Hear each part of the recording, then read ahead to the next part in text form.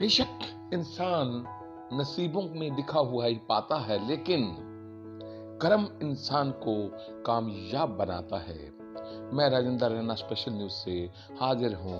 चौधरी देवीलाल विश्वविद्यालय सिरसा एवं गुरु जम्बेश्वर विश्वविद्यालय हिसार के उप कुलपति रह चुके राधेश्याम शर्मा जी से विशेष बातचीत लेकर और सुने उनके विचार।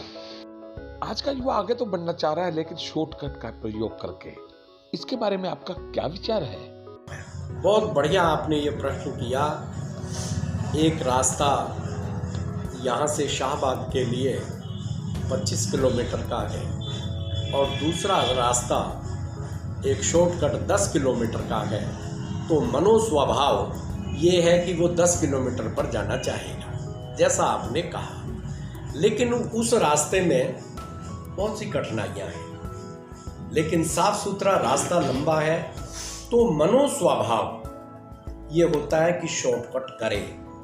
लेकिन मेरी ये मान्यता है विद्यार्थी शॉर्टकट भी करे, इसमें कोई बुराई नहीं है, लेकिन संपूर्णता की तरफ चले, पूर्णता की ओर चले।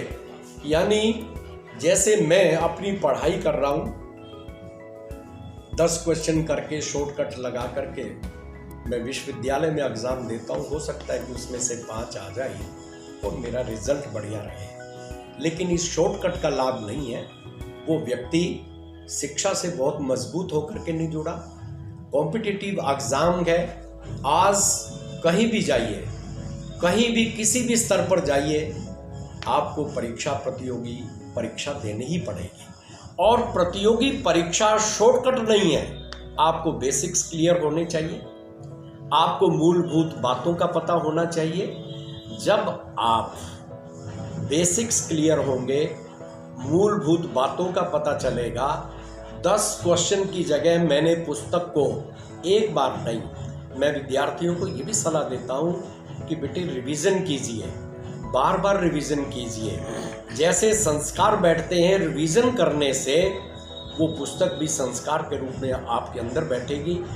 और जब आप प्रतियोगी परीक्षा में बैठेंगे, सबसे पहले तो आपका आत्मविश्वास, सेल्फ कॉन्फिडेंस बहुत मजबूत होगा कि मैंने सब कुछ पढ़ा हुआ है। 10 क्वेश्चन करके आया है, उसका कॉन्फिडेंस बहुत आधा अधूरा होगा कि मेरे वो नहीं आए तो क्या होगा। लेकिन इसी बात से आत्मविश्वास अगर जागृत है, बहुत सी चीज़ें जो मैंने नहीं की वो भी पूरी हो जाती हैं, उसके आधार पर हो जाती हैं, उसके आसपास हो जाती हैं। जैसे सिविल सर्विसेज का एग्ज़ाम है, उसमें विद्यार्थी अपनी तरफ से, अपनी कुशलता से प्रशासनिक बातों को अगर लिखता है, वही सिविल सर्विसेज में टॉप करते हैं। जो रट्टा लगा करके क्वेश्चन करके करना चाहता है, वो कहीं ना कहीं उस परीक्षा में सफलता प्रदान नहीं करते।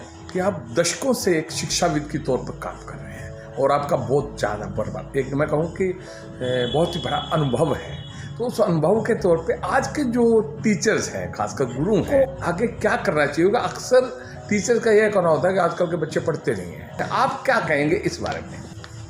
शिक्षा मजबूत बने, संस्कार सहित शिक्षा हो, वैल्यूज की शिक्षा हो, और समाज और राष्ट्र और विश्व को जानने की शिक्षा हो, संपूर्ण शिक्षा हो। इसमें योगदान 2 व्यक्तियों का सबसे ज़्यादा है। मैं मानता हूँ कि पहला विद्यालय, जैसे मैंने मन से भी कहा, कि परिवार है। दूसरा विद्यालय स्कूल है। टीचर, अध्यापक और शिक्षक जिसको कहा गया है, सारा समाज उसको दर्पण के रूप में मानता है। आज नई शिक्षा नीति 35-40 वर्षों के बाद ऐसी शिक्षा नीति आई है। मैं मानता हूँ ये शिक्षा नीति मैंने विस्तार से पढ़ी है कि इसमें व्यक्ति और इंसान बनेगा। वैल्यूज बेस्ड एजुकेशन दी जाएगी, लेकिन शिक्षा तो शिक्षक ही देंगे। जैसे आपने प्रश्न किया कि शिक्षक की भूमिका क्या है, मुझे बड़े दुखी मन से एक बात कहनी पड़ती है कि जो पुराने शिक्षक या मेरे जो अध्यापक रहे हैं, आज के अध्यापक में कहीं न कहीं मैं ये मानता हूँ, मैं बहुत इन शब्दों को और नहीं कह करके बहुत सकारात्मक दृष्टि से कह रहा हूँ कि आज का शिक्षक में जो कमियां आई हैं उसको हमने संपूर्णता की ओर ले जाना चाहिए। इन कमियों को हम कैसे दूर करें?